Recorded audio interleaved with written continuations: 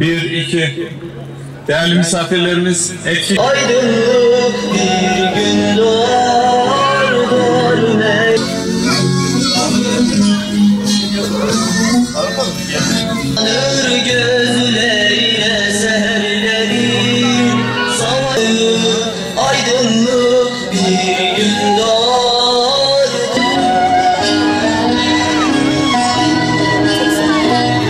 Yürür savaşçılar ölür.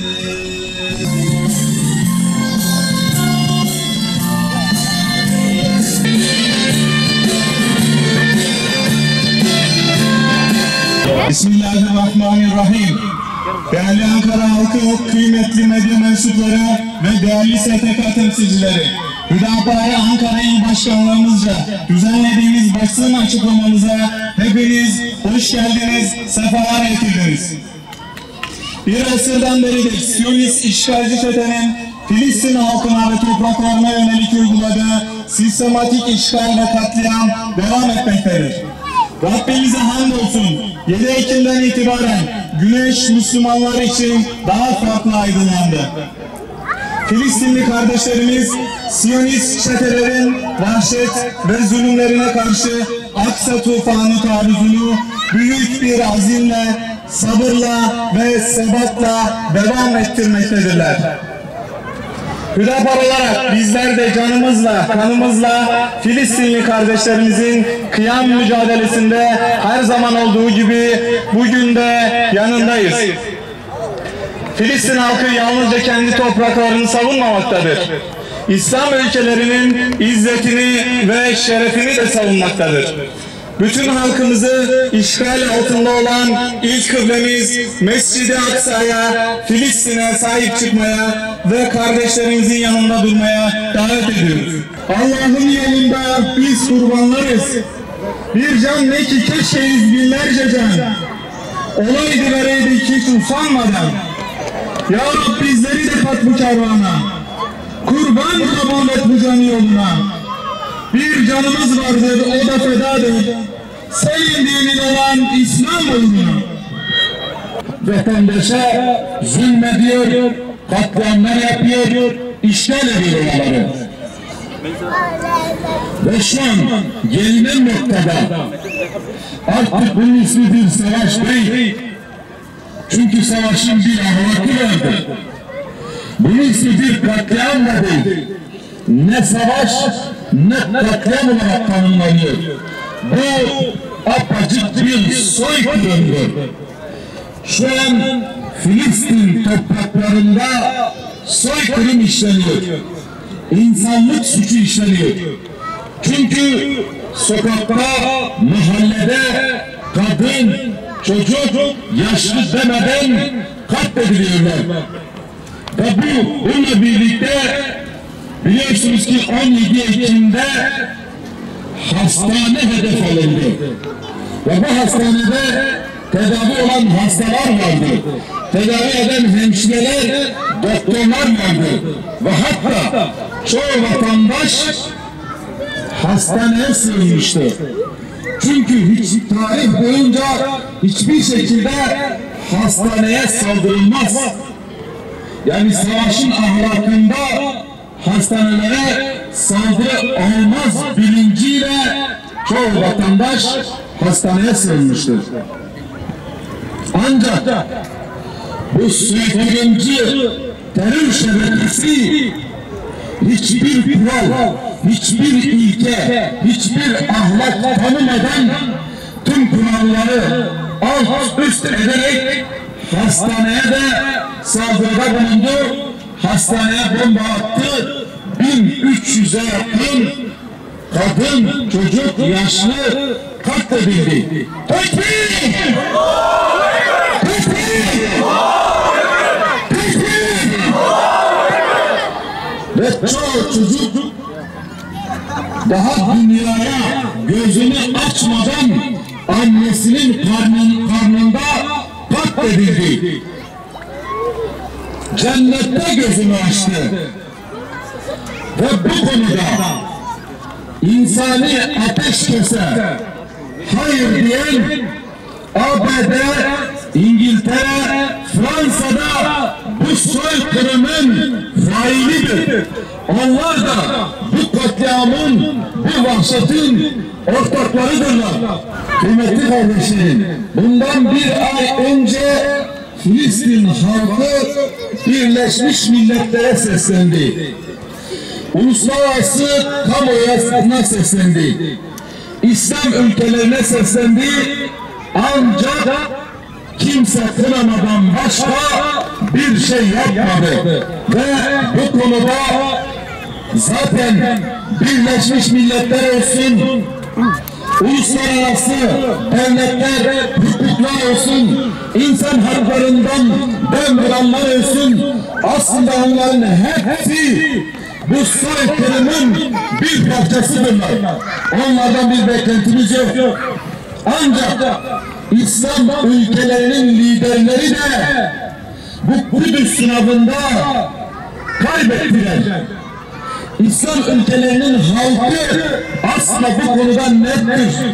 Tavırları nettir. Onlar da Filistin halkının hakkının mücadelesinin yanındadırlar. Ancak idareciliği işgal eden, o makamları işgal eden İslam ülkeleri bu konuda Kudüs'teki kardeşlerimizi yalnız bıraktılar. Peki!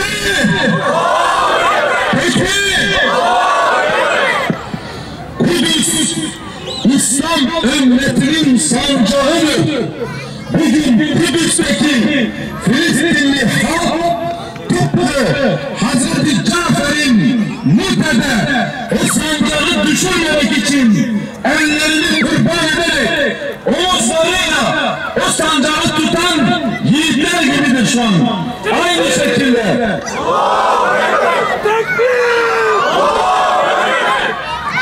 Filistin halkı o hoppa Mus'ab bin Ömer gibi kollarını kurban etse de sancağın yere düşmemesi için mücadele ediyor.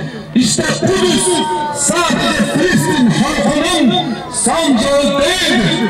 Kudüs İslam ümmetinin sancağıdır. Kudüs yere düşerse İslam ümmetinin sancağı yere düşmüş gibidir. Kıymetli kardeşlerim, Kudüs davası Arap ve Yahudi davası değildir. Kudüs davası Filistin'le işgalci İsrail davası değildir. Kudüs davası Hamas'la İsrail davası değildir. Kudüs davası ümmetin davasıdır. Kudüs ümmetin namusudur. Bugün Filistin halkı Kudüs'te ümmetin namusu için mücadele ediyor, cihad ediyor. Bugün Kudüs'teki kardeşlerimiz aslında bizim adımıza orada mücadele ediyorlar. Ve sadece bizim için değil, aslında bir insanlık mücadelesini veriyorlar. Çünkü Kudüs'ü işgal eden işgalci terör şebekesi İsrail aslında dünyadaki tüm insanlığı köleleştirmek istiyor. Kudüs'ün özgürlüğü dünyanın özgürlüğü demektir. Değerli hassas adamları ve kıymetli vicdan sahibi aziz Müslümanlar. Bir hastalıkındır. Siyonist işgalci şeklinin işgali altında olan Filistin'de bugüne kadar Sırra'da, Şatırla'da, Karna'da, Cevin'de ve Mavi Marmara'da onlarca kez katliam yapılmış, yüz binlerce Müslüman kardeşimiz katledilmiş, milyonlarca insan şehirlerinden, huzurlarından edilmiş, şimdi ise Tebrik'in bir imha süreciyle karşı karşıyadır. Siyonist işgalci şekeri, Gazze'deki harfaniyi bembelemasının ardından ABD başta olmak üzere Avrupa'nın bütün azılı İslam düşmanları her türlü barbarlıklarına rağmen Siyonistlere desteklerini sundular. Aziz Ankara'da İslam düşmanlarının her şart ve koşulda nasıl da bir örgütlerini gördük. İşgalci ABD Siyonistlerin ziyareti esasında sarf ettiği yalnız değilsiniz açıklamasından sonra maalesef İslam beldelerinin liderlerinden de Filistin'e siz yalnızsınız mesajı geldi. Müslüman uyuma, kardeşine sahip çık. Müslüman uyuma, kardeşine sahip çık. Müslüman uyuma, kardeşine sahip çık. Siyonist işgalci çetenin şu ana kadar geldiği bu noktada maalesef Müslümanların dağınıklığının sebebiyledir. Sadece üstün körü sağduyu çağrısının sebebiyledir. İtidal mesajı iledir. Siyonist işgalci çete çağrıdan, mesajdan ve iktidardan anlamıyor. Soruyoruz, onlara hak ettikleri ve anladıkları dilden cevap verme vakti gelmedi mi? Ey aziz Müslümanlar! Siz güçsüz değilsiniz, siz yalnızca bir değilsiniz. Kıymetli kardeşlerim, tam 17 yıldır Siyonistlerin ablukası ve ambargosu altında bulunan Gazze, her türlü ambargoya rağmen hayatta ve ayakta durmaya çalıştı. Onları hayatta ve ayakta tutan güç, Allah Azze ve Celle'ye olan iman ve güvenleridir. Gazze, dünyanın en büyük açık hava hapishanesine çevrilmesine rağmen her türlü tecrit, ambargo, abluka ve insanlık dışı muamelesine rağmen Siyonistleri ABD'yi ve bir bütün olan azılı İslam düşmanlarını da şaşkınlığa çeviren destanlı kahramanlıklarına şahit olduk. Sapandan silaha götüren güç, iman ve iradedir. Ey zalimler! İman ve iradenin neler yapabildiğini ve neler yapabileceğini göreceksiniz. Tekbir! Tekbir! Ey aziz kardeşlerimiz! Biz iman ediyoruz ki gözyaşı ve kan ile beslenen vampirlerin sonu gelecek. Zulüm ile tahakküm altında bulunan Gazze, Allah'ın izni ve inayeti, Müslümanların cehd ve çabaları ile Filistin'de bütün İslam beldeleri özgürlüğe kavuşacak, Müslümanlara zafere ulaşacak ve adaleti tesis edeceklerdir. Kıymetli dostlar, korkaklık, Siyonist ve azılı İslam düşmanlarının sahip olduğu en âli duygulardandır.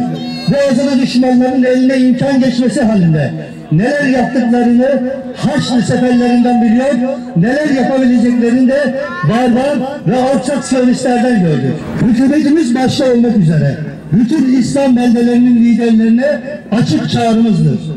Hazır Siyonist işgalci çetenin elçiliği ülkemizden defolup gitmişler. Yarın geç olur diyor ve Siyonistler ile siyasi, ticari, ekonomi ve askeri tüm anlaşmalarını feshedin. Onlarla olan ilişkilerimizin alt diplomasi nezdinden de kaldırılsın. Diplomasi ve bürokratik tüm anlaşmaları feshedin. Şeytandan dost olmaz. Onurumuzu ve izzetimizi koruyan mazlum Filistin halkının yanında olduğunuzu açıkça ilan edin. İncirlik ve kürecik üslerini derhal kapatın. Ey İslam İşbirliği Teşkilatı! Bir o İslam ordusundan bahsedildi. Ne oldu o ordumuza? İslam ordumuz kardeşlerini muhafaza etmekten aciz mi? Selam olsun ruhları özgür Filistin'in özgür evlatlarına.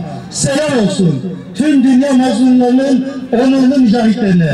Selam olsun ölüme meydan okuyan Gazze'nin muvahhidlerine. Selam olsun tüm zorluklardan bir zafer, bir umut yeşerten kahramanlara. Selam olsun onursuzca yaşamaktansa şereflice şehadeti göze alabilenlere. Selam olsun şehadetleriyle dünya mazlumlarını diriltenlere. Selam olsun dünya müstekbirlerine meydan okuyan İzzettin El-Kassam'a. Selam olsun Mescid-i Aksa'yı ve kutsiyetlerimizi ilelebet müdafaa ve muhafaza eden Hamas'a. Selam olsun Ankara'dan, Filistin'e gönülden muhabbet besleyen kardeşlerimize. Lanet olsun bütün insani değerler ayaklar altına alan Siyonizme ve Siyonistlere. Lanet olsun hiçbir hukuk tanımayan azgın katil İsrail'e. Lanet olsun çocuk, yaşlı, kadın demeden kendisi dışında herkesi düşman bilen ve öldürmekten çekinmeyen şeref yoksunu korkak işgalcilere. Katil İsrail Filistin'den defol! Katil İsrail Filistin'den defol! Katil İsrail Filistin'den defol! Lanet olsun zalimden yana saf tutan müstekbirlere. Lanet olsun dünyalık endişeleriyle zulme ses çıkaramayan tüm korkaklara. Lanet olsun halklarının sesi olamayan yöneticilere. Ve kamuoyuna saygıyla sunulur. Hüdapar olarak her zaman Müslüman kardeşlerimizin yanında yer aldık. Ve bundan sonraki süreçte de yine kardeşlerimizin yanında yer almaya devam edeceğiz. Bu zulüm bitene kadar yer almaya devam edeceğiz. Bu zulüm bitene kadar her platformda aktif olacağız ve çeşitli programlar ile kardeşlerimizin sesine ses olacağız inşallah. Bu süreçte Ankara'nın çeşitli ilçelerinde Siyonistlerin vahşi zulmünü anlatan fotoğraf sergilerimiz ve basın açıklamalarımız olacaktır. Siz değerli vatandaşlarımızın da diğer ilçelerimizde yapılacak etkinliklere katılım sağlamanızı istirham ediyor ve sizlere basın açıklamamıza katıldığınız için teşekkür ediyoruz. Allah'a emanet olun.